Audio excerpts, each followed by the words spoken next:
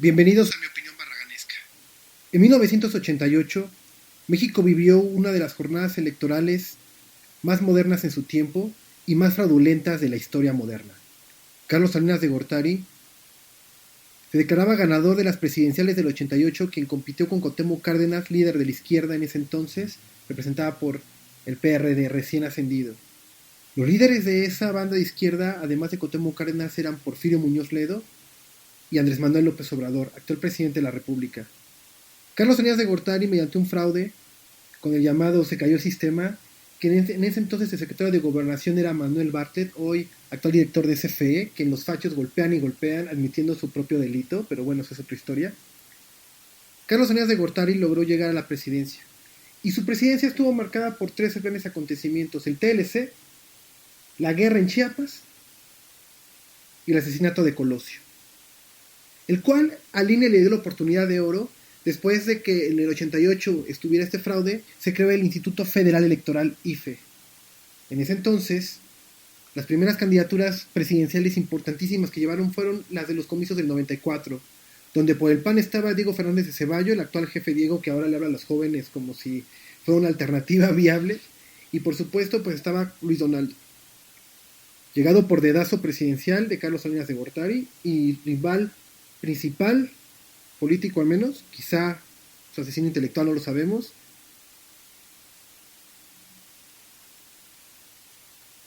Manuel Camacho Solís, quien asimismo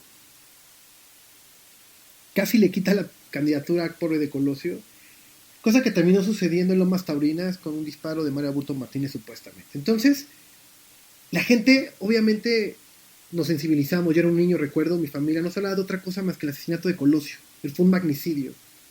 Lo comparable que tuvimos a él fue quizá Álvaro Obregón, posiblemente cuando dijo ¡Mastotopos! Y se lo echaron.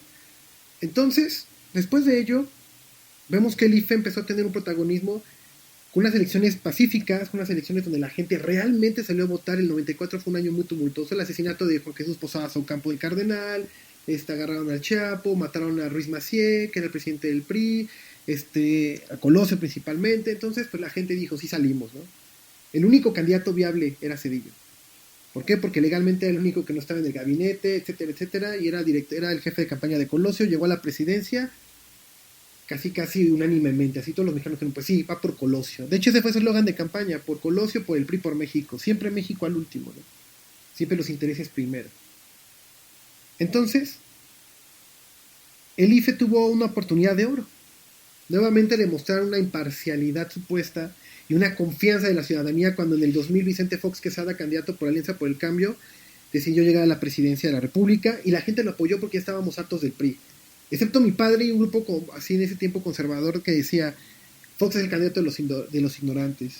Fox es el candidato total de los ignorantes, y no se equivocó. Vicente Fox, una presidencia más mal que bien, marcada por el servilismo, excepto en el asunto militar. El IFE empezó a fortalecerse a nivel estructural, más dinero. Yo recuerdo que empezaron a decir que era un órgano autónomo de clase mundial, ejemplo mundial, ¿no? Así, bla, bla, bla. Cuando estábamos viendo que en las elecciones estatales y locales de cada 3 años, siempre fraudes. El TRIFE, en ese tiempo, pues no se daba abasto de tantas denuncias, y pues siempre terminaban a favor del partido gobernante. Fue entonces que en el Estado de México, voy a hablar concretamente, en las elecciones donde salió gobernador Erubiel Ávila, hubo muchísimos fraudes y denuncias de fraude. En ese tiempo la candidata era Jacob Polensky, quien perdió. Después, con Delfina Gómez de Morena y Alfredo del Mazo, fue lo más descarado que hemos visto, porque ya las redes sociales jugaban un papel importantísimo para poder documentar que las boletas, en los conteos, 2 más 2, para el PRI eran 9, ¿no? Votos para ellos, y para el Morena eran 20, pero como todos son irregulares, quítale menos 40, ¿no? O sea, es increíble lo que vivimos. Estaban constatados, inclusive se subió a la página del INE, y ¿qué hizo el INE? Lo ignoró completamente. ¿Qué pasó con el caso de Monex? ¿Qué pasó con las tarjetas? Las tarjetas rosas de Del Mazo fue un vil descaro, y ¿qué hizo el INE? 3,000 pesitos, y a Morena como 7 millones. Eso fue lo que pasó. Aún así, la gente decidió votar. Decidió, ok, nos robaron la del 17, va la del 18 con Andrés Manuel. Yo recuerdo al profesor Jalife que decía, vamos a eliminar el algoritmo del 3.3% y vamos a salir voto masivo. Si el 70% del padrón vota, no hacen fraude porque matemáticamente sería imposible, cosa que sucedió. Terminó sucediendo eso, justamente la gente salió a votar masivamente y no hubo una posibilidad de fraude. ¿Qué dicen ahora los imbéciles fachos? Ay, es que Andrés Manuel en el 18 sí que ya en el INE, porque sí ganó, ¿verdad? Pero ahorita sí es de dictador. No, estúpidos, pero bueno, esa es otra historia. 2 más 2 para ellos son 9 según sus conveniencias y sus intereses. El 3.3 se fue para abajo. La gente salió a votar y la gente tiene a López Obrador como el presidente más poderoso en cuestiones de aceptación, 72%. En términos reales, 77-78%. La oposición festeja porque baja el 60%. Peña Nieto tuvo el 13% de aprobación. A estas alturas tenía el 30% inflado, tenía menos del 20%. Yo lo sé porque estuve en Televisa, señores. Y es así. El Vox Populi detestaba al pinche Peña Nieto, aún incluso antes de la mitad de su sexenio. Entonces el INE, con Calderón, el IFE con Calderón, pues que el fraude. 0.3% es nada. Los votos de los 100,000 maestros que el Bester puso. Era nada, señores. Para una democracia como la nuestra era nada. Tenía que haber una segunda vuelta. Pero curiosamente y facciosamente, las leyes siempre están hechas a modo. Y estos cuates jamás permiten eso porque no está contemplado. Como en otros países como en Argentina, como en Uruguay, como en Bolivia, que hay segundas, en Perú, terceras vueltas, ¿no? Aquí nada más es una, ¿no? Y como dijo Calderón, haya sido como haya sido, el tipo entró por la puerta de atrás a tomar protesta como presidente y salió en medio de un búnker, un dispositivo de seguridad enorme. Se quejan de las vallas feministas de López Obrador, por el amor de Dios. Y desmontables, por cierto. ¿El INE qué hizo? ¿El IFE qué hizo? Se lavó las manos, le otorgó su constancia a Calderón, pese a las protestas, pese a todo, y todos criminalizamos a los izquierdistas López Obradoristas. Ahí realmente vivimos una polarización, porque estábamos 6 de cada 4 estábamos en contra y uno indeciso. Eran 5 contra 4 y uno indeciso. Eso es polarización, señores, no lo que está pasando ahora por la inmensa mayoría del 70 y tantos %. Lo dice el diccionario, no lo digo yo.